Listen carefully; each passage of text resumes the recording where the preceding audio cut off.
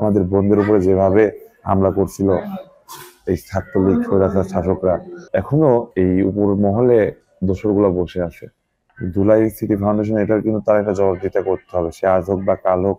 আমাদের অনেক আগেই দেশের বাইরে পাঠানো উচিত, এখন চোখের ভিতরে অনেকের বুলেট আছে।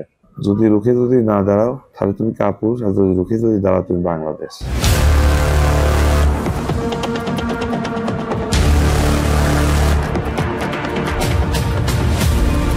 ১ আগস্টে আসলে এটা বাংলাদেশের মানুষ জানে যে স্বৈরাচার পতনের একটা আন্দোলন ছিল। তো সেখানে যখন একে একে প্রত্যেক স্তরের মানুষ অংশগ্রহণ করেছিল, সেখানে আমি অংশগ্রহণ নিয়েছিলাম।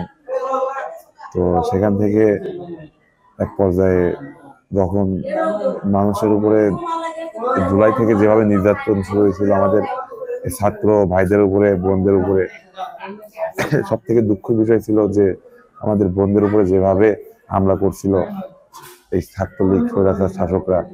তো এটা নিজেকে কোনোভাবেই আর কি সামলাতে পারছিলাম না, যে এটার প্রতিবাদ অবশ্যই করা আমাদের উচিত। আপনার হচ্ছে তো ৪ আগস্ট যখন আন্দোলন শুরু হয় সকাল থেকে, তখন একে একে সবাই অংশগ্রহণ করে। তো সেখান থেকে দুপুরে একটা সময় আমি আহত হই কুষ্টা থেকে। হ্যাঁ, কুষ্টায় ৪ আগস্টের আগে এইদিকে আপনার ১৭-১৬ তারিখের থেকে আন্দোলন শুরু হয়েছে। আমাকে অনেকভাবে, আমার ফ্যামিলিকে, মানে আমার আন্টিকে অনেকভাবে হ্যারাসমেন্ট করা হয়েছে পুলিশদের। ফ্যামিলির মানুষের উপর তো প্রেশার আসবে, কারণ তাহলে হলো তার সন্তানের যদি তুলে নিয়ে যায়, যদি এখন যদি বিশেষ ভাবে ইয়ে করে দেয়, অঙ্গ প্রত্যঙ্গ নষ্ট করে দেয়, সেটা তো একটা ফ্যামিলির মানুষের ভয় থাকবে। রুহান মাহমুদ, কুষ্টা থেকে আহত হয়েছি ৪ আগস্ট। আমি ইন্টার থেকে লেখাপড়া অনেক আগেই স্থগিত করে দিয়েছিলাম, তো আবার স্টার্ট করছি আর কি কুষ্টিয়া ইসলামিয়া কলেজে। আমাকে ওখান থেকে যখন ৪ আগস্ট আমি কুষ্টিয়া জেনারেল হসপিটালে যাই, সেখান থেকে দেখি যে কোনো ডাক্তার নেই সেখানকার। তো সেখানকার ডাক্তার না পাওয়ার পর আমি দেখি যে মেডিকেলের কিছু স্টুডেন্ট আছে, তো তারা আমাকে দেখে আমার চোখ টিপে বলে যে কোনো কিছু নাই চোখের ভিতরে, কিন্তু আমি নিজে ফিল করতে পারছিলাম যে আমার চোখের ভিতরে বুলেট আছে।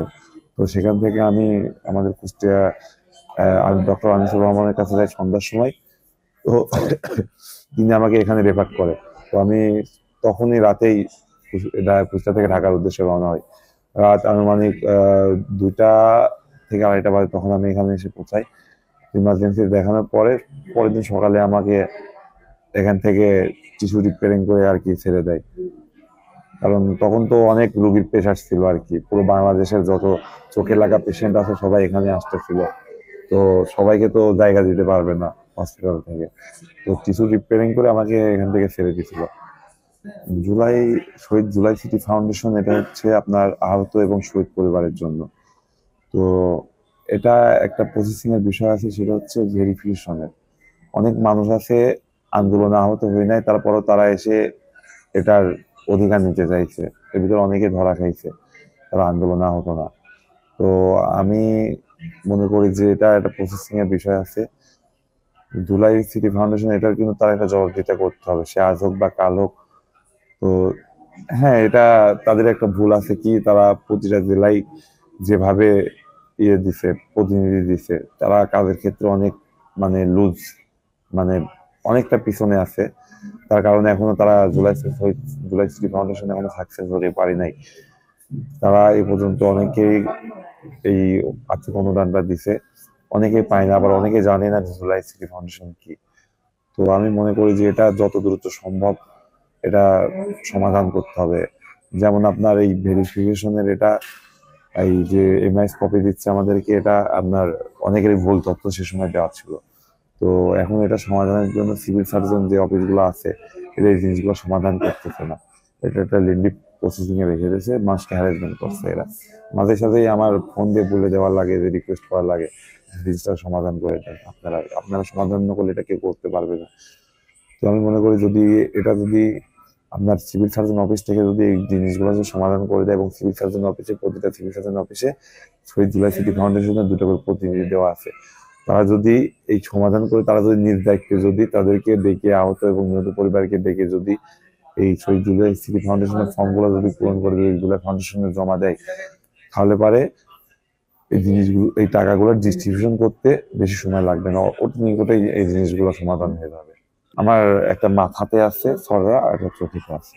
ডান চোখের ভিতরে রেটিনা ভেদ করে চলে গেছে, এ চোখে দেখতে পাই না, আর ভবিষ্যতে কখনো হয়তো বা দেখতে পারবো না। বাম চোখে ইফেক্ট পড়ে, প্রবলেম তো হবে, এক চোখ দিয়ে দেখতে দুনিয়া চলা লাগবে। এখন সব থেকে একটা গুরুত্বপূর্ণ আপনার বিষয় বলেছেন, সেটা হচ্ছে জীবন জীবিকা।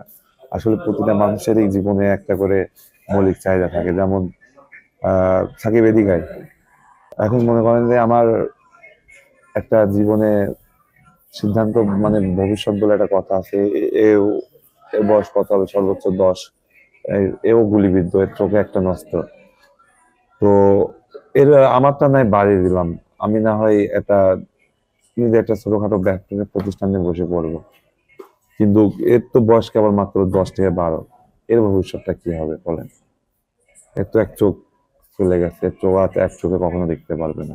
এর মতো আরো অনেক বাচ্চা আছে, তাদের এমন পরিস্থিতির সম্মুখীন হয়ে গেছে যে ভবিষ্যৎ নিয়ে চিন্তিত। আমরা আমরা মানে বড়রা যারা আছি, ওরা তো আমার থেকে অনেক ছোট, আমরা তো জীবনের স্বাদ কিছুটা হলেও পাইছি, ওরা তো এখন জীবনের স্বাদের, জীবনের মানেটাই কি এটাই এখন বোঝা শিখ নাই।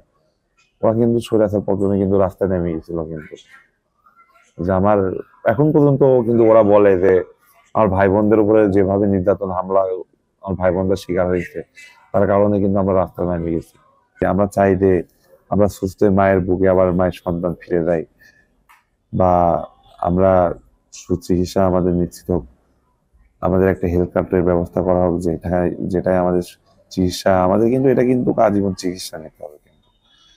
তো চিকিৎসার জন্য একটা হেলথ কার্ডের ব্যবস্থা করা হোক। আর এই যে আমরা তো অঙ্গহানি হয়ে গেছে, আমাদের কিন্তু পুনর্বাসন কিন্তু প্রয়োজন এটাই। তো এক্ষেত্রে পুনর্বাসনটা বোঝায় একটু বলতে হবে, কেননা মানুষ এটা নিয়ে বলতে পারে যে কোঠা তো সে কোঠার জায়গায় আসলো। তো পুনর্বাসনটা এই জন্য প্রয়োজন, মানুষকে যেভাবে অঙ্গহানি করছে, এই মানুষ অঙ্গহানি হওয়ার পরে এই মানুষগুলাই একমাত্র তার বেদনাটা বুঝতে পারছে, যেভাবে হসপিটালে বেডে বসে কাতরাইছে, ব্যথা অনুভব করছে, এটা কিন্তু অন্য কেউ কিন্তু অনুভব করতে পারবে না, কখনোই না। আর একটা বিষয় সেটা হচ্ছে পুনর্বাসনের কারণে প্রয়োজন, হাত কেটে ফেলছে, পা কেটে ফেলছে, চোখ হারায় ফেলছে, এই মানুষগুলো কি হবে? এটা কিন্তু কখনো কিন্তু কর্ম করে খেতে পারবে না। তো আমি মনে করি যে বাংলাদেশের সব থেকে একটা দুঃখজনক বিষয় সেটা হচ্ছে, মানে এখনো এই উপর মহলে দোসরগুলো বসে আছে, এই দোসরদের কারণে আমাদের চিকিৎসা নিতে অনেকটা সমস্যা হচ্ছে।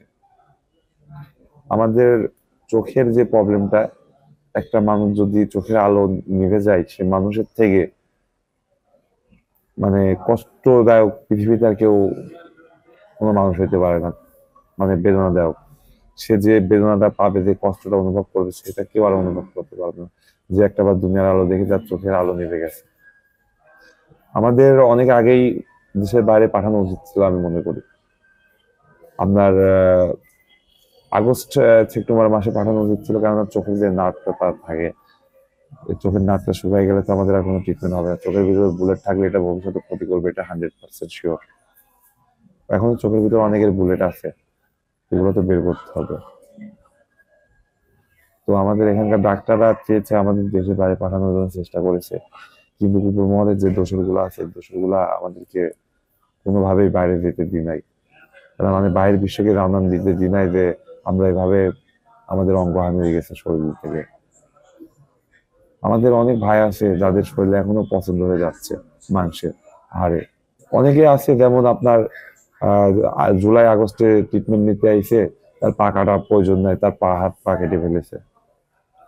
বাংলাদেশের সব থেকে দুর্নীতির খ্যাত হচ্ছে এই চিকিৎসা আর আইন। এই দুইটা যদি সবার জন্য যদি সমান হতো, তাহলে পরে আমার মনে হয় না বাংলাদেশে আর কোনো দুর্নীতি থাকতো। দেশ সংস্কার করার আগে আমি মনে করি যে মানুষ সংস্কার করা উচিত আগে নিজেকে। আমি নিজে যদি পরিবর্তন যদি না হয়, তাহলে বা দেশ সংস্কার কিভাবে হবে? আর ভবিষ্যৎ প্রজন্মে যারা আসবে তারা কিভাবে সংস্কার হবে? ফার্স্টের দিকে আমি বলেছিলাম যে আমাদের পেছনে যে এত টাকা ব্যয় করে আপনারা দেশের বাইরে পাঠাবেন প্রয়োজন নাই, আপনারা তাদেরকে দেশে আনেন, এনে তাদেরকে দিয়ে ট্রিটমেন্ট করান, সাথে আমাদের ডাক্তারও থাকবে, বড় বড় যারা ডাক্তার আছে, তাদের ইন্টারনি করা কমপ্লিট হবে, তারা আমাদেরকে চিকিৎসা দিবে, থেকে 3 মাস হোক 4 মাস হোক চিকিৎসা দিবে, আমরা সুস্থ হব। আমাদের ডাক্তাররা ভবিষ্যৎ প্রজন্মের জন্য প্রস্তুত হয়ে থাকবে। আমরা কোনো দেশের কাছে আর হাত পাতবো না, আমাদের ডাক্তাররাই তাদের উপর থেকে ছিঁড়ে ফেলবে। এটা আমরা আশাবাদী ছিলাম, কিন্তু উপর মহলে যে দোসরগুলো এখনো বসে আছে তাদের কারণে আমরা ব্যর্থ। স্বৈরা শাসক যে হোক তার বিপরীতে দাঁড়াইতে সময় নেব না। যদি রুখে যদি না দাঁড়াও তাহলে তুমি কাপুরুষ, আর যদি রুখে যদি দাঁড়াও তুমি বাংলাদেশ। আমি 71কে সবসময় সম্মান যেভাবে দিয়ে এসেছি সেভাবেই দিয়ে যাব। তাদের সাথে হয়তো আমাদের সমান অধিকারে মেলাবো না আমি কখনো। আহতদের সংস্কার করলে আহতরা বাংলাদেশ সংস্কার করবে। আর সব থেকে একটা কথা, বিপ্লবীরা সব সময় ন্যায়ের পক্ষে এবং অন্যায়ের বিপক্ষে।